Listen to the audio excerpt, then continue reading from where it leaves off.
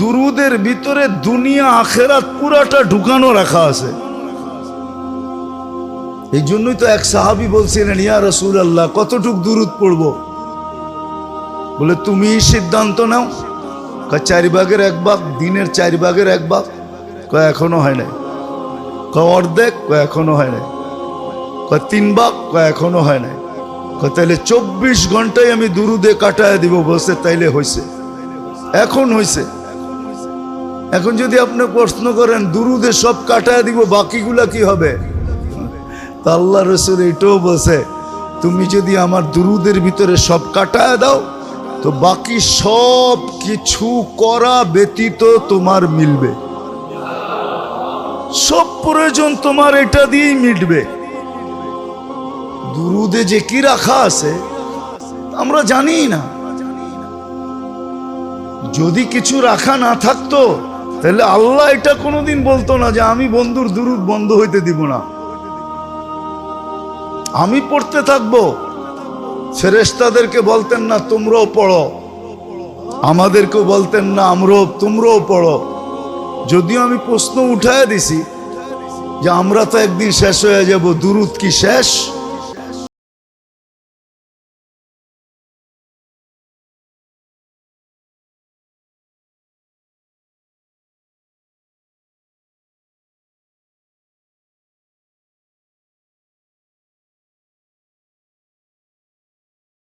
ফেরেশতাও তো শেষ হয়ে যাবে, মৃত্যু এদের জন্য অবধারিত। তা আল্লাহ বলে পড়তে ছিলাম, পড়তে আসি, পড়তে থাকবো। আমার বন্ধুর দুরুদ এক মুহূর্তের জন্য বন্ধ হইতে দিব না। কত বড় মর্যাদা!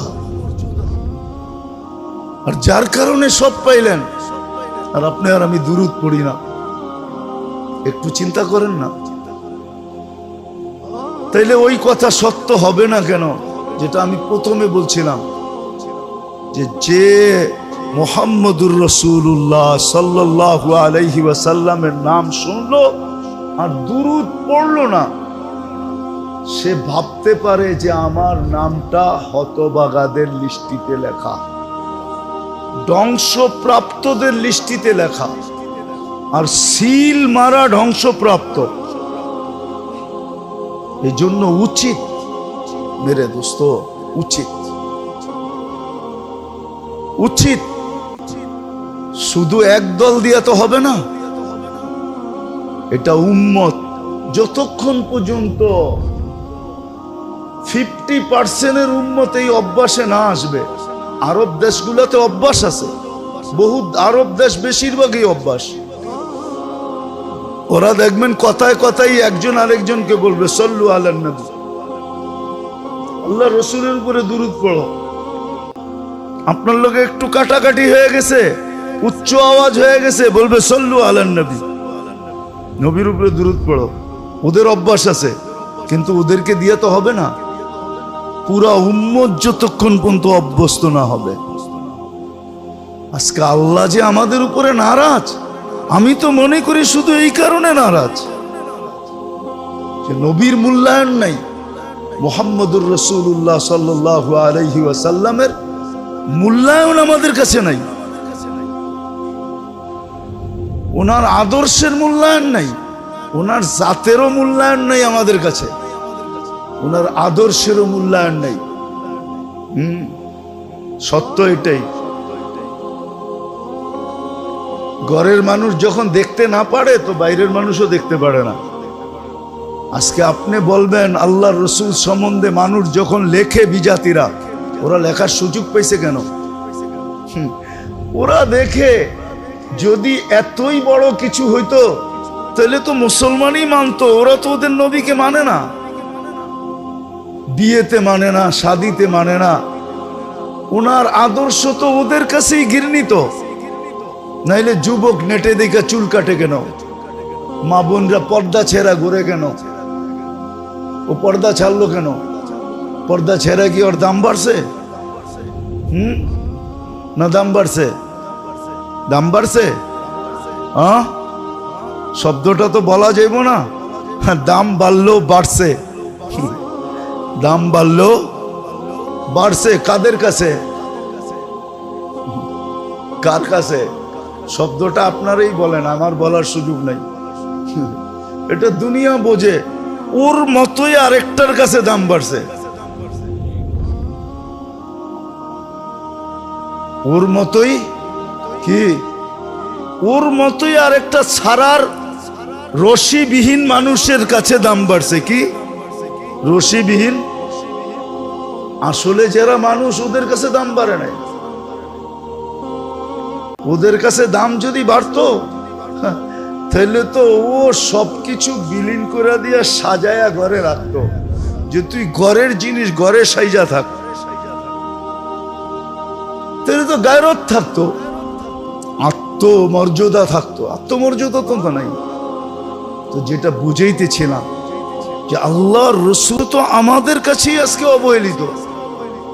আপনি সুখে থাকবেন কি করে? বাইচা গেছেন শুধু, ডিটে সিগনেচার হয়ে গেছে, আল্লাহর রাসূলের সাথে অঙ্গীকার হয়ে গেছে আল্লাহ যে আপনার উম্মতকে আমি সমূলে ধ্বংস করব না। শুধু এই কারণে বেঁচে গেছি, এই কারণে, নাইলে বাঁচার ছিলাম না, বহুত আগে ধ্বংস করে দেওয়া উচিত ছিল। আমি তো শুধু দুরুদ দিয়ে দেখাইতেছি, বাকিগুলা দেখাইলাম না, যার কারণে সব পাইছেন। তওবা করেন, জলদি তওবা করি, নাইলে কিন্তু পিটা, এটাতে কোনো সন্দেহ নেই। কেননা এটাও বলা আছে, যদিও আমাদের সমাজে এটা প্রচার প্রসার নাই, এটা আল্লাহ রাসূল বইলা দিছেন, আল্লাহ বইলা দিছেন, ইল্লাম ইয়াতুবু ফানা তাবিবুহুম। নাইলে মনে করেন মুসলমান থেকে, উম্মতে মুহাম্মদী থেকে কোরআন হাদিস ঘাটলে আল্লাহর কাছে প্রিয় আর কাউকে দেখা যায়? হ্যাঁ, কেউ আছে? তাইলে কোরআন হাদিসের আলোকে যাদের হাতে আমরা মার খাইতেছি, ওদের চেয়ে আল্লাহর দুশ্মন কেউ আছে? তো আল্লাহ বন্ধুরে দুশ্মন দিয়ে পিটায় কেমনে? একটু বিবেক দিয়ে ভাবেন। ওদেরকে দিয়ে আমাদেরকে পিটাইতেছে কি করে? এটা কেমন বন্ধুত্ব? একদিকে বলে বন্ধু, আর একদিকে দুশ্মনকে লাগায়া দিছে আমার ঘরে সাইজ করতে। তাহলে আল্লাহরে যদি জিগে এটা বন্ধুত্ব কেমন? এটা আবার কোন বন্ধুত্ব? খোলা যাবে না, ইঙ্গিতে বলতেছি, অতীতে দেখা আসছি। এক দেশ আমাদেরকে বিক্রি করে দিছে একজনের কাছে, বিক্রি করে দিয়া ইয়া কইতেছে আমরা তোমার খুব বন্ধু। আরে তুই আমারে বিক্রি করে দিয়া পরে বন্ধুত্ব দেখাস, এটা কেমন বন্ধুত্ব? এটা কেমন বন্ধুত্ব? তুই আমারে বিক্রি করে দিছস।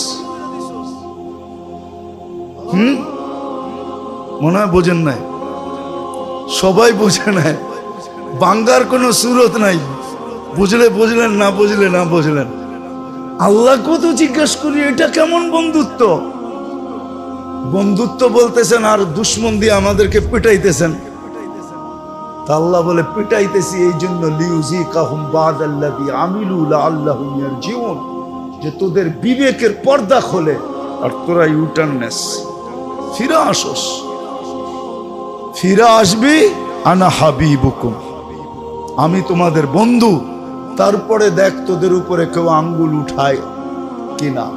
আঙ্গুল উঠাইতে দেরি, মান আদালি ওয়ালিয়ান আদানতুহু বিল হারব, তখন আর তোদের লড়তে হবে না, ফেরেশতা আমি পাঠাবো, আবাবিল আমি পাঠাবো, মশা আমি পাঠাবো। আমার সৈনিকের অভাব নাই। জিল্লাহি জুনুদুস সামাওয়াতি ওয়াল আরদ, আকাশ জমিনের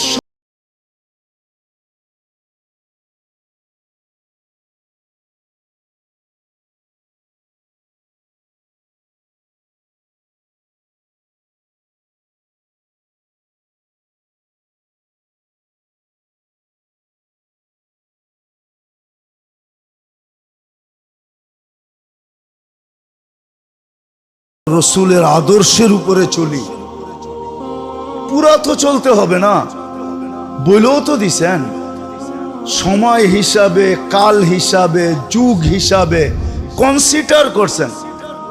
এই যুগে তো 10% মানলে হবে।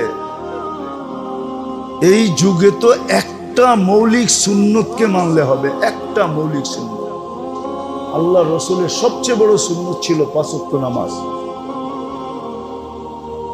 5 ওয়াক্ত নামাজ। আজকেও যদি উম্মত 5 ওয়াক্ত নামাজের উপরে ওঠে, রব্বে কাবার কসম, কালকে সকালের সূর্য দুনিয়াতে বিলকুল চেঞ্জ হয়ে উঠবে। এক রাত্রে দুনিয়া আল্লাহ চেঞ্জ করে দিবে। মুসলমান পড়া দেখুক না, বাংলাদেশি পড়া দেখুক, এক মহল্লাই পড়া দেখুক যে আমাদের এই মহল্লায় কোনো বেনামাজি থাকবে না। পড়া দেখ করে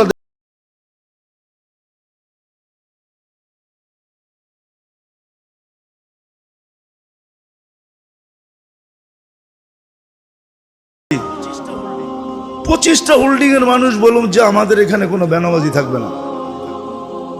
করে দেখো কি দাঁড়ায়, কি মিলে, কি রূপরেখা হয়। করবে তো না।